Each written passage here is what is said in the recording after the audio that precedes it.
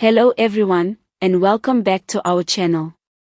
Today, we have a major development in international politics that could have serious consequences for South Africa's ruling party, the African National Congress, or ANC. The United States Congress is moving to impose sanctions on senior South African government officials, citing concerns over the country's growing ties with geopolitical rivals like China, Russia, and Iran. This could have a profound impact on South Africa's economy, international relations, and even the daily lives of its citizens. Let's break it all down. Recently, U.S. Congressman Ronny Jackson introduced the U.S.-South Africa Bilateral Relations Review Act of 2025. This bill calls for a comprehensive reassessment of the relationship between the two nations, with a specific focus on identifying ANC leaders and officials who have allegedly aligned themselves with America's adversaries. If the bill is passed, it could lead to targeted sanctions, isolating South Africa from crucial trade and diplomatic channels. According to Jackson, South Africa has brazenly aligned itself with countries that the U.S. considers hostile. In his words, this is nothing short of betrayal, and he believes Washington must respond decisively. But what exactly does this mean for South Africa? Well, if the bill gains traction, it could mean travel bans, asset freezes, and restrictions on trade, particularly for government officials deemed to be engaging in corruption or human rights violations.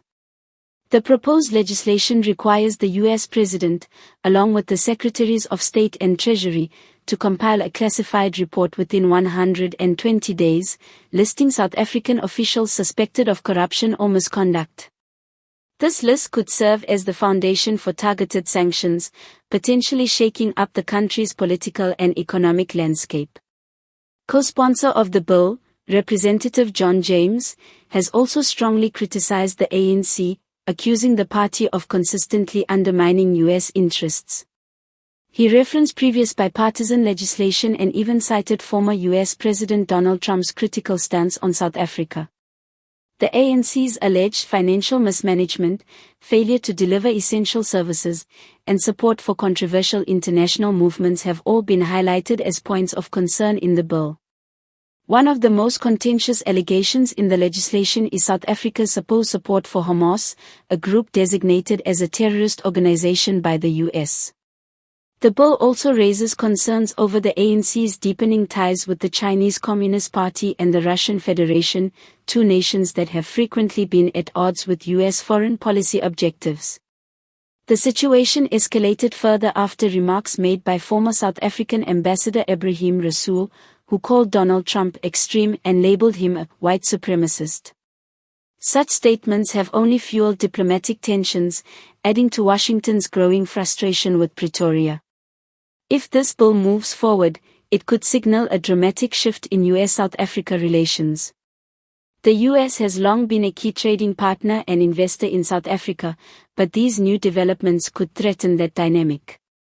Sanctions could discourage foreign investment, slow economic growth, and place further strain on an already struggling economy. Moreover, if South Africa faces diplomatic isolation from the U.S. and its allies, it could push the country deeper into reliance on China and Russia, further entrenching the very relationships that Washington seeks to counter. Many analysts see this move as part of a larger U.S. strategy to curb foreign influence in Africa, especially as China and Russia continue to expand their presence on the continent. The U.S. has been increasingly vocal about its concerns over China's Belt and Road Initiative and Russia's military engagements in Africa. Now, with this new bill, Washington is sending a clear message that South Africa's growing alignment with these powers will not go unnoticed or unpunished. But what does this mean for the average South African? For citizens, the biggest concern is the potential economic fallout. If the U.S. imposes sanctions, it could deter investors, weaken the rand, and contribute to rising inflation and unemployment. Businesses that rely on U.S. partnerships might also suffer, further exacerbating economic challenges. At the same time, this could also be a defining moment for South Africa's foreign policy. Will the ANC double down on its alliances with China, Russia, and Iran? Or will it attempt to repair its strained relationship with the US? The coming months will be crucial in determining the country's diplomatic direction. For now, all eyes are on Washington. Will this bill gain enough support to pass? And if it does, how will South Africa respond? These are questions that will shape the geopolitical landscape in the near future. Let us know what you think in the comments below. Do you believe these sanctions are justified, or do you see them as an overreach by the US? Don't forget to like, subscribe, and hit that notification bell so you don't miss any updates. Until next time, stay